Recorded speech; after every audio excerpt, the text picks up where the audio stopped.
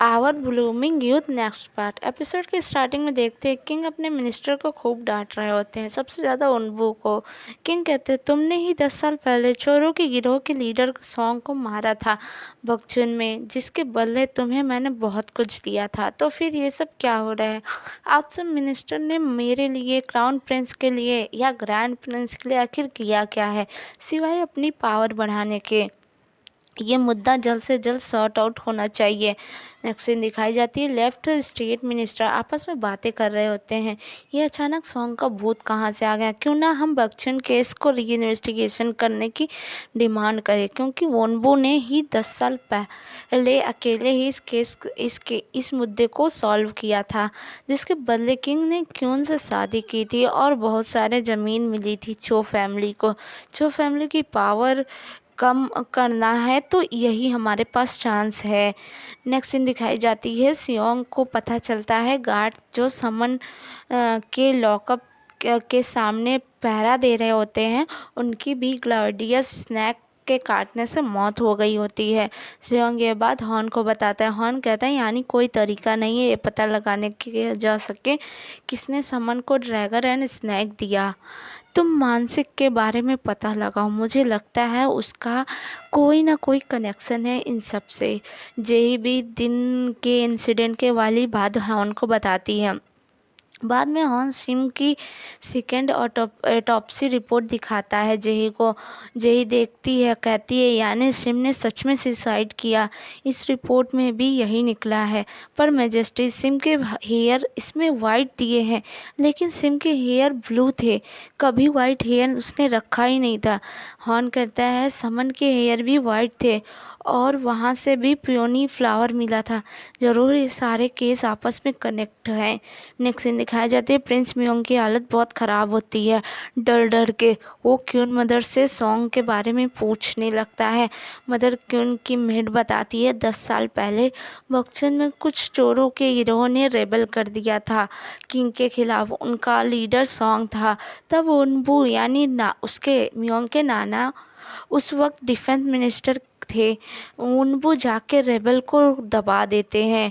Next scene दिखाई जाती है, नेक्स्ट सीन में दिखाया जाता है जेही एंड हॉर्न दोनों मैनीडोंग लैब जाते हैं। मिंजू ट्री के एसेस चेक करके बताता है इसमें सल्फर, नाइटर एंड बीस वैक्स है। अगर ये तीनों साथ मिलाया जाए और बिजली करके तो इसमें आग लग सकती है पेड़ में। सल्फर और नाइटर का यूज़ तो गन पाउडर में किया जाता है और बीस वैक्स का यूज कैंडल्स बनाने में किया जाता है। हॉर्न एंड जेही जाने लगते। मिंजन उन्हें पकड़ लेता है। मिंजन कहता है, माना ये सब मैजेस्टी के ऑर्डर पर फ्री नहीं है। हॉर्न कहता है, ठीक है, मैजेस्टी की जगह पे मैं सबको लंच करवा देता हूँ। मिंजन खुश हो जाता है। मिंजन कहता है, मैंने पहले से ही सब प्रिपरेशन कर रखा था, तभी इनकी ऑनर लेके आती है खाना। सब देख के खुश हो जाते हैं, फिर सब लंच करते हैं। जेही कहती है, शाही किचन में इतना अच्छा अच्छा खाना बनता है, पर मेरे पास टाइम ही नहीं रहता खाना खाने का।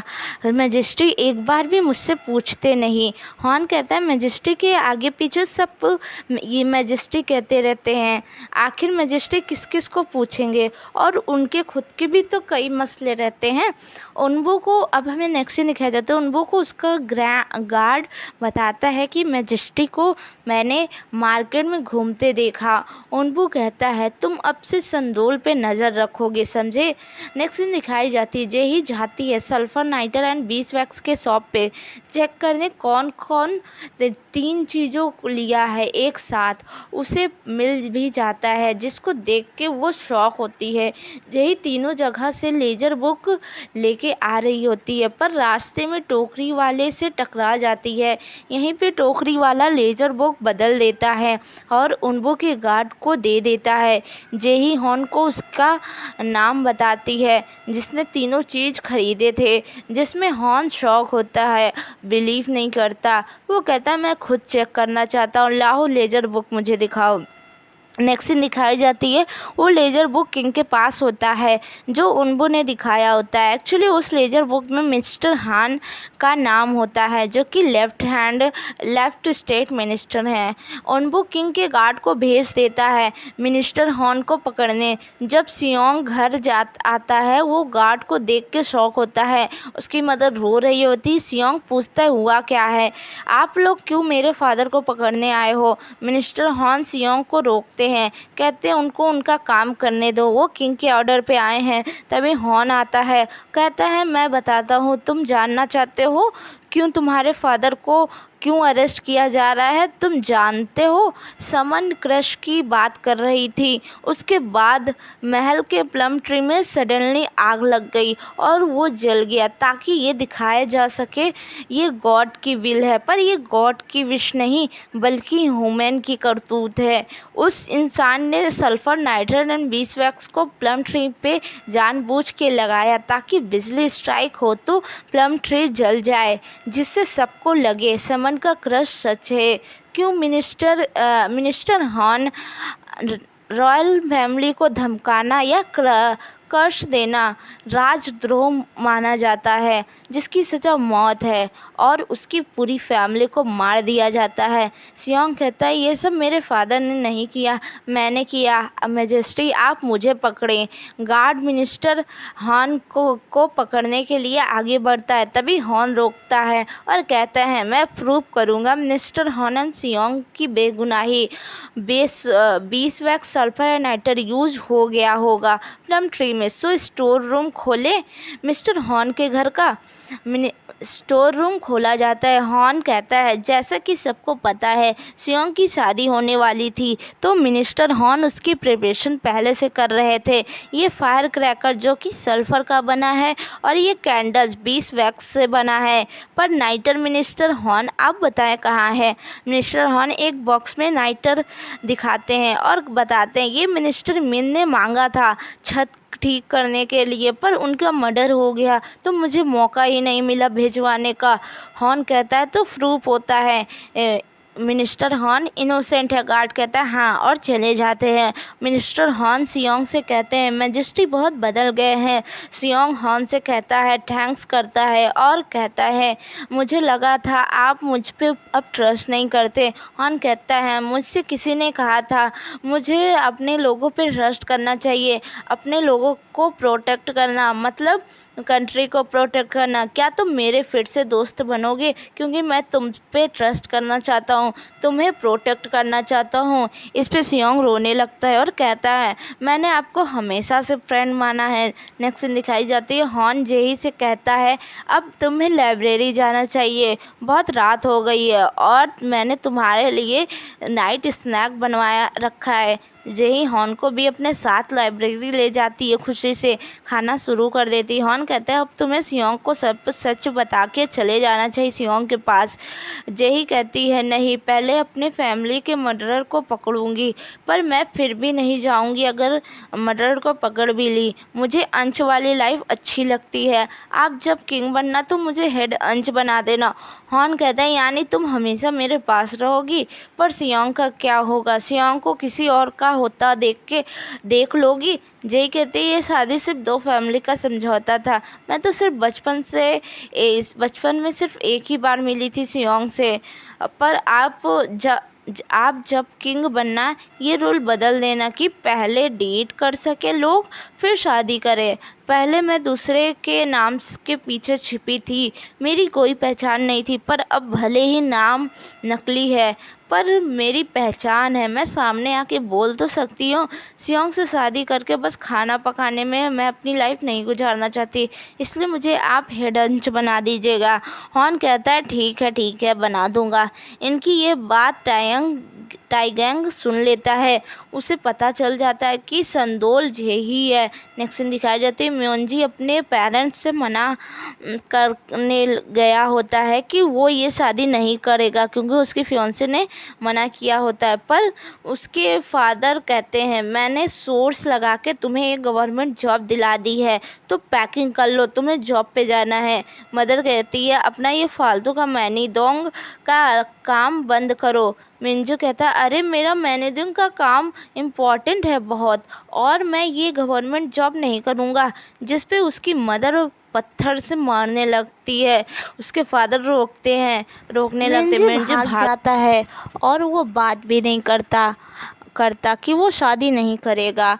मिंजू लैब आता है तो उसकी फियोंसे भी आती है, जिसको पता चलता है मियोंजी ने शादी के लिए मना नहीं किया अभी तक, इसलिए मिंजू का बहुत बुरा भला सुना रही होती है।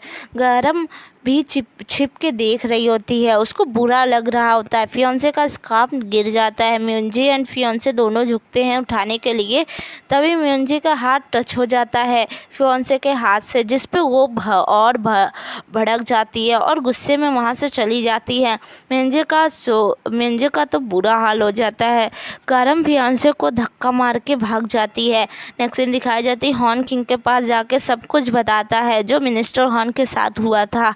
हॉर्न कहता है ओनबू ने गार्ड्स को भेजा मिनिस्टर हॉर्न को पकड़ाने के लिए बिना आपके परमिशन के। वही ओनबू भी आ जाता है। वो कहता है मैंने अपनी लॉयल्टी दिखाई है, जो लेजर बुक में मिला उसी से मैंने एक्शन लिया। हॉर्न कहता है ओनबू ने चुराया था लेजर बुक, जानबूझ के गार्ड्स को भेजा ताकि हटा सके मिनिस्टर हॉर्न को अपने रास्ते से, क्योंकि वो उनसे जलता है। पनिश करिए ओनबू को। ओनबू कहता है वो सब मैंने लॉयल्टी के लिए किया, और क्राउन प्रिंस ने भी किंग के ऑर्डर होते हुए भी मिनिस्टर हॉर्न के मैटर में पड़े। क्राउन प्रिंस को पॉलिटिकल अफेयर्स में इंटरफेयर नहीं करना चाहिए। किंग देखते ओनबू हॉर्न पे ही चढ़ रहा है तो किंग कहते हैं ओनबू ने ये सब अपनी लॉयल्टी के लिए किया और क्राउन प्रिंस दोबारा पॉलिटिकल अफेयर में इंटरफेयर ना करे। नेक्स्ट सीन दिखाई जाती है हॉर्न सियोंग से कहता है मुझे 10 साल पहले जो बैकचून में हुआ उस केस की फाइल चाहिए। जही कहती है आपने तो पहले से ही पढ़ रखी होगी। हॉर्न कहता है कुछ केसेस की फाइल हर कोई नहीं पढ़ सकता। सियोंग कहता है पर कैसे लाऊंगा, परमिशन नहीं है इसकी।